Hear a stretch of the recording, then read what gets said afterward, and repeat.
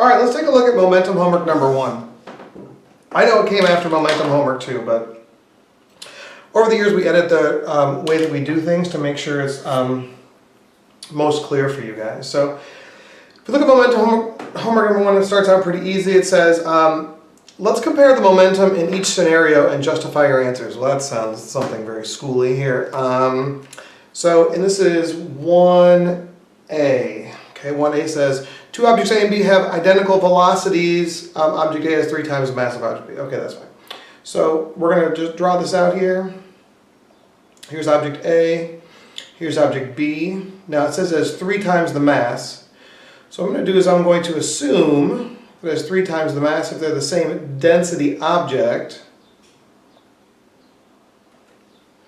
So which one has more momentum? Well, clearly, if momentum mathematically is mass times velocity, we can see that the momentum of A and the momentum of, I switched these, sorry. Now it just looks weird.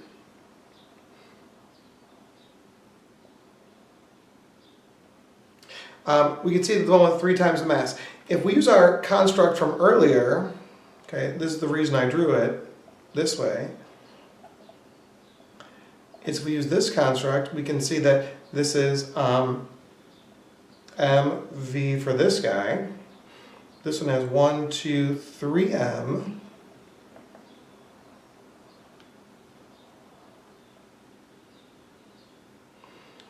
Same v. So this is 3mv for its momentum and 3mv for its momentum. Conceptually easy, mathematically easy. Let's do B. B says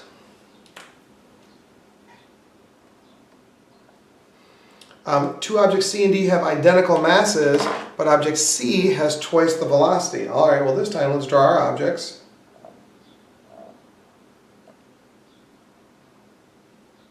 So here's our objects.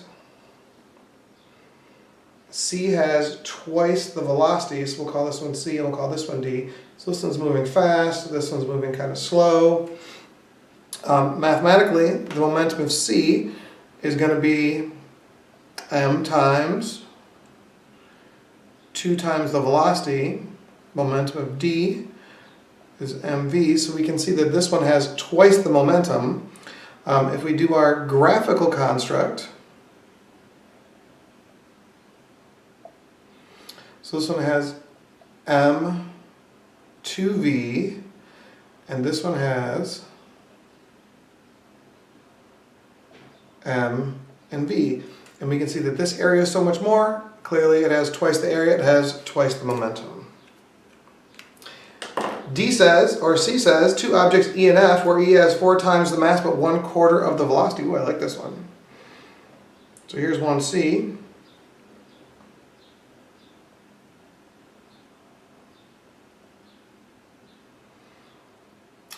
Where it has 4 times the mass and 1/4. All right, so let's say it's really long.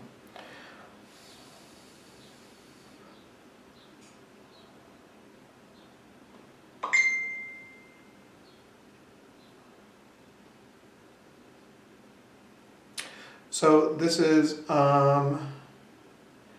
E and F, where E has 4 times the mass and 1/4 of the velocity. Okay, so if I do the momentum of E, it has 4 times the mass, but 1/4 the velocity.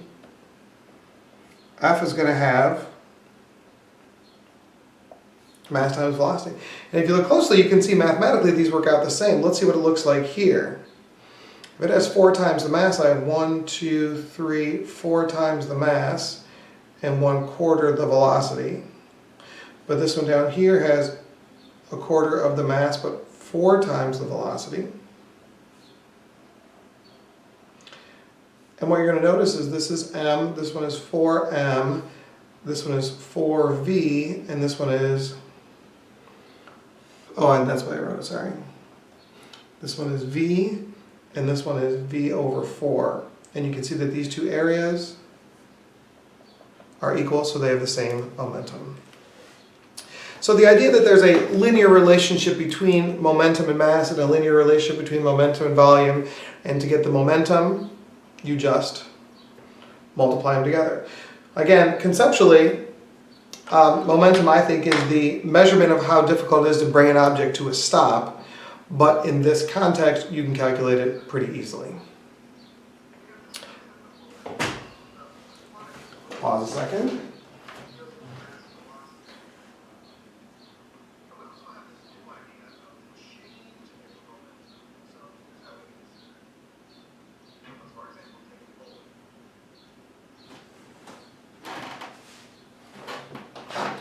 Sorry for the delay.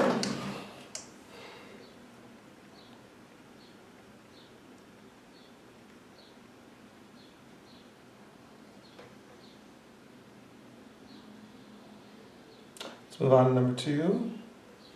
All right. This is what it says. While being thrown, the average net force of 200 newtons acts on a baseball mass 0.14 kilograms for a period of 0.07 seconds.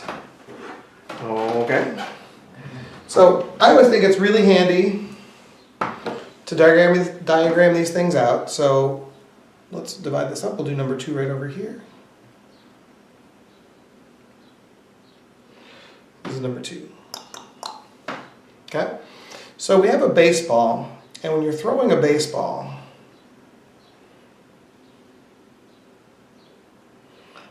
basically, you start the ball back here, and then you're going to release the ball out here. So you're pushing the ball all the way from here to here, where you're going to release it, and then the ball's going to take off from there. So you are applying a force, it says, of 200 newtons on the ball. That's the average net force. That's the force that you are applying. That lasts for a time of 0.07 seconds. And the ball has a mass of 0.140 kilograms. Now, this is the kind of physics problem I don't love, because you don't have to know anything about physics in order to do this. All you got to do is plug and chug into the formula. So what is the magnitude of the change in momentum? Okay, first of all, real quick. This is a funny word. Magnitude means the number.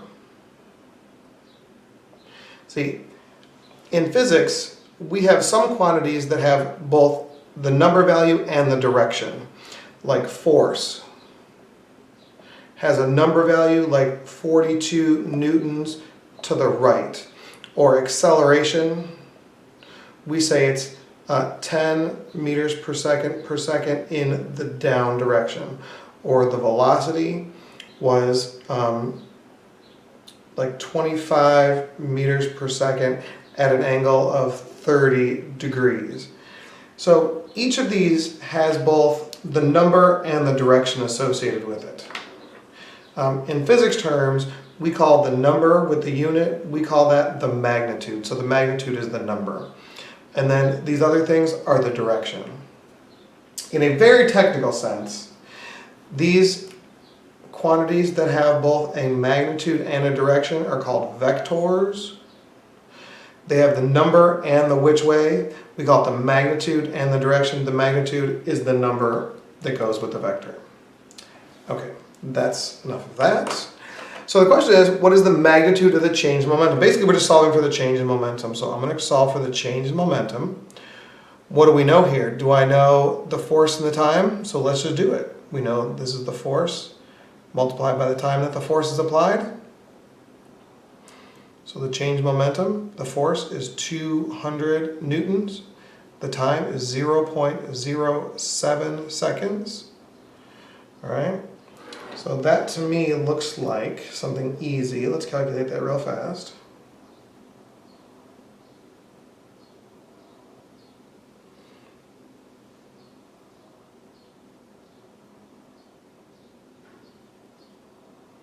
So looks like 14. Now this time the unit's interesting because it's force times time. So this unit is newtons seconds, Newton seconds. Newtons times seconds, that is a weird unit. Okay? All right, now it says, well, given that, no problem, that was A, then B says, what is the speed of the ball when it was released? Okay. Well, I also know that if I want to calculate the mass times the change in velocity, that's also equal to the change in momentum, which I know.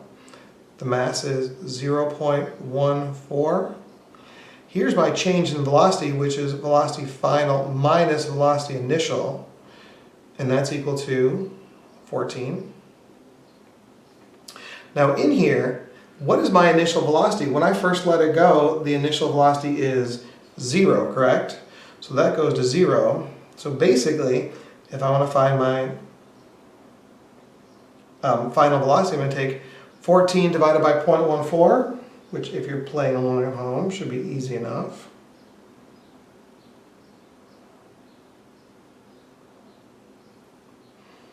So I have V final minus 0, because the initial velocity is 0, is equal to 100. So the final velocity is equal to 100 meters per second. So that's 2. All right, let's do 3. Let me get this erased. Hold on. Give me a quick second.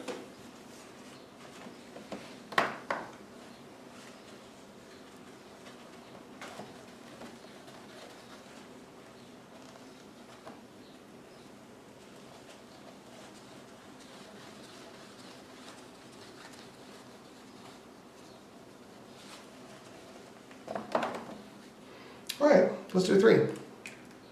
3 says, a tennis ball, mass 0.06 kilograms, is thrown against a wall and bounces straight back. The speed of the ball just before striking the wall is 28 meters per second, and the speed after is 22 meters per second. What is the impulse of the tennis ball? No problem. So let's get our wall out.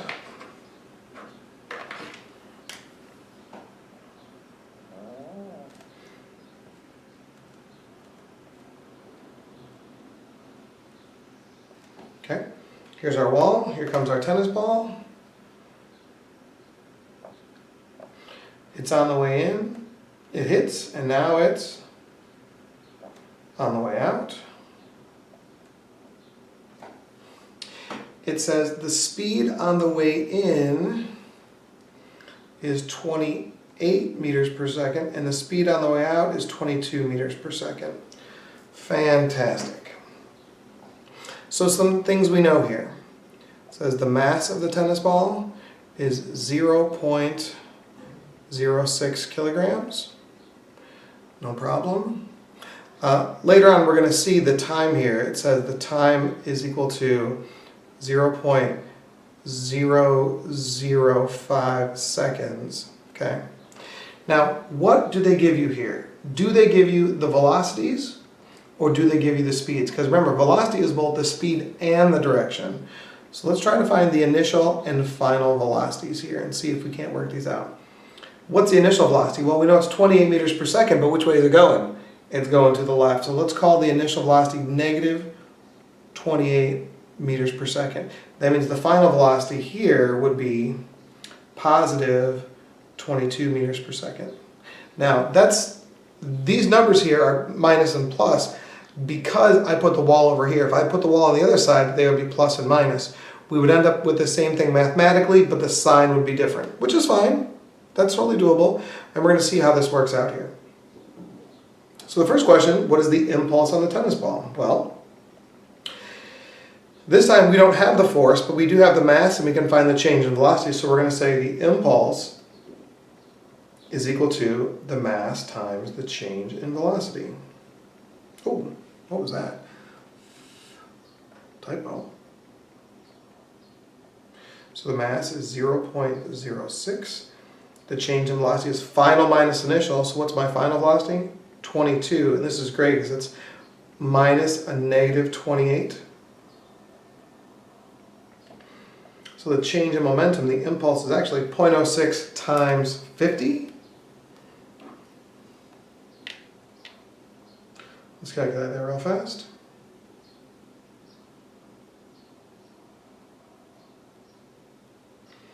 So it turns out that that is 3, and this time it's kilograms meters per second, because that's what I actually solved for. So that's the impulse. Now it says if the ball was in contact with the wall for 0.005 seconds, how much force was exerted on the ball by the wall? Well, if I want to calculate that, I know force times the time is equal to the change in momentum, which I know. So the force which we're going to solve for is equal to 0.005, and that's equal to 3. So my force is going to be equal to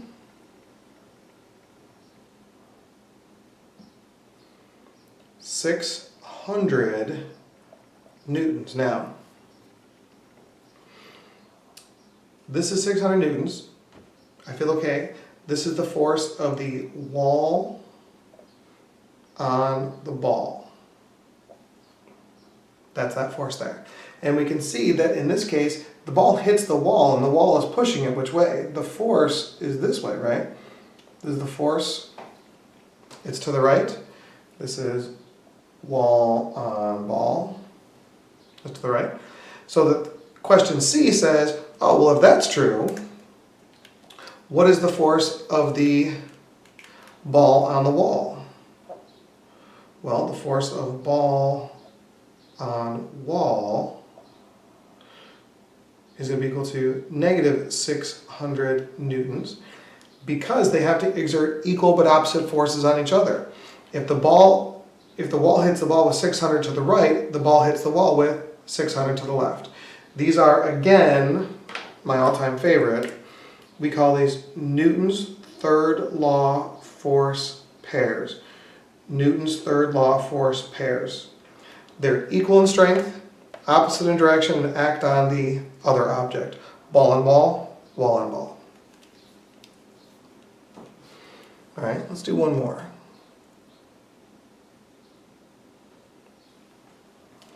This one says we're going to have a rocket, we're going to put them in deep interplanetary space. It's easier to do that because that way we're not dealing with any local gravitational fields. All right, so we're going to put our rocket in deep interplanetary space. Hold on, let me draw a rocket.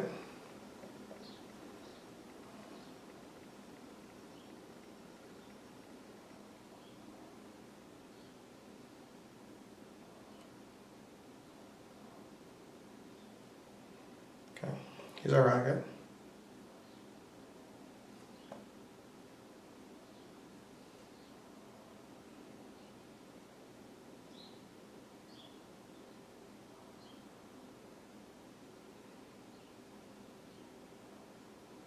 Now, we know that a rocket is propelled because it pushes the gas out, and then if the rocket is pushing the gas out, the gas pushes the rocket forward. We call this thrust, okay? We call this thrust. There's the force of the gas on the rocket, and that's equal to the force of the rocket on the gas. So the rocket pushes the gas backward, and the gas pushes the rocket forward. Again, these are in opposite directions, and so they are also Newton's third law force pairs. All right? So let's see if we can figure this out. It says, oh, draw a force diagram for the rocket during the acceleration. Oh, no problem. So in the way that I've drawn it, okay, in the way that I've drawn it, what we have here is here's our rocket, and the force to the right, this is the force of the expelled gas on the rocket. So that's the only thing pushing it. So this is the net unbalanced force, which is easy, right? What is the impulse? Well, let's write our stats up here. Okay, let's write our stats up here. So it says a rocket with mass of 4.2 times 10 to the third kilograms. Deep in the space, starts from rest and reaches a speed of 860 meters per second in 10 minutes. All right, so it starts from rest, so the initial velocity is 0. The final velocity is 860 meters per second, And this happens in how much time? Well, it says 10 minutes. That's probably 600 seconds. So I got my stats down. I'm feeling okay about that. It says, what is the impulse, the change in momentum of the rocket? Okay, so I don't have the force here, but I do have the mass, and I can calculate the change in velocity. So let's just do that straight away. The change in momentum is going to be equal to the mass times the change in velocity. The mass is 4, so it's 4.2 times 10 to the third. So 10 to the third, this is 1,000, so this is 4,200. That's how you get that. And then my change in momentum is final minus initial, so 860 minus 0. So the change momentum, it's going to be a big number. Let's check it.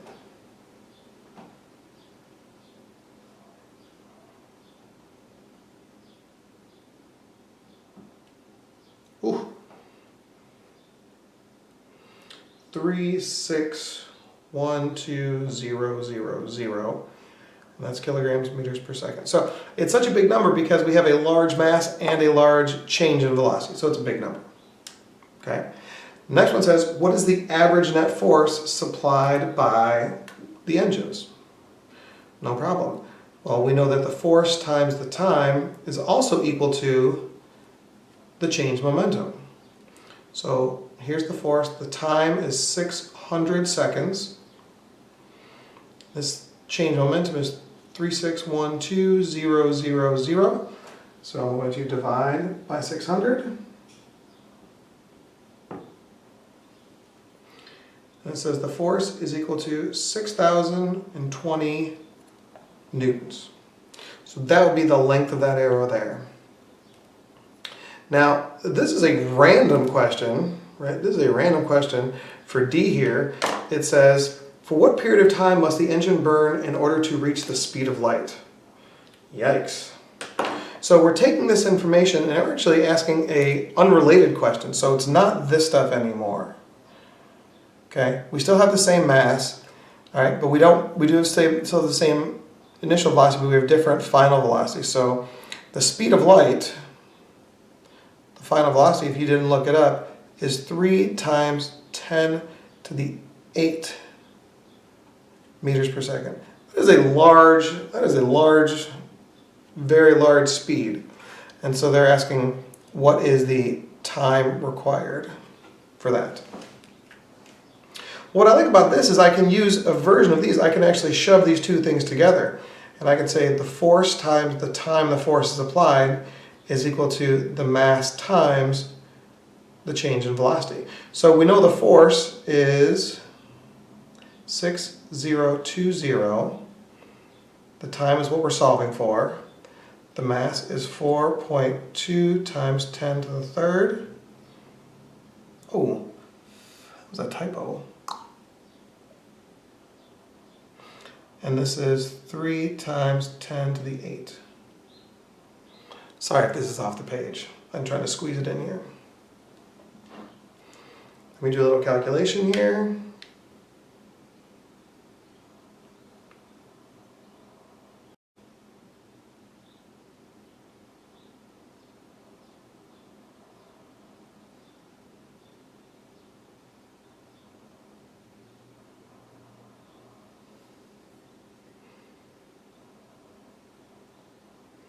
And it says my time is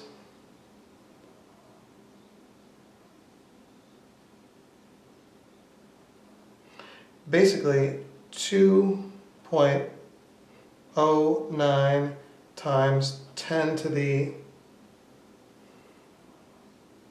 8 seconds. Now, if I'm engineering on this, if I divide this by 60, that gives me the number of minutes. If I divide that by 60 again,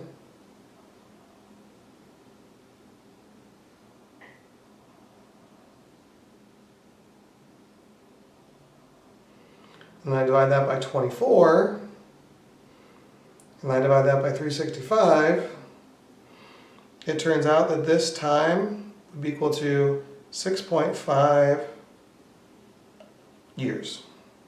Which is the problem with space travel, because if you wanted to go fast enough for even like a light beam, it would take you 6.5 years of speeding up to get there. All right, that is enough for 1, 2, 3, and 4. I will do 5 and 6 next.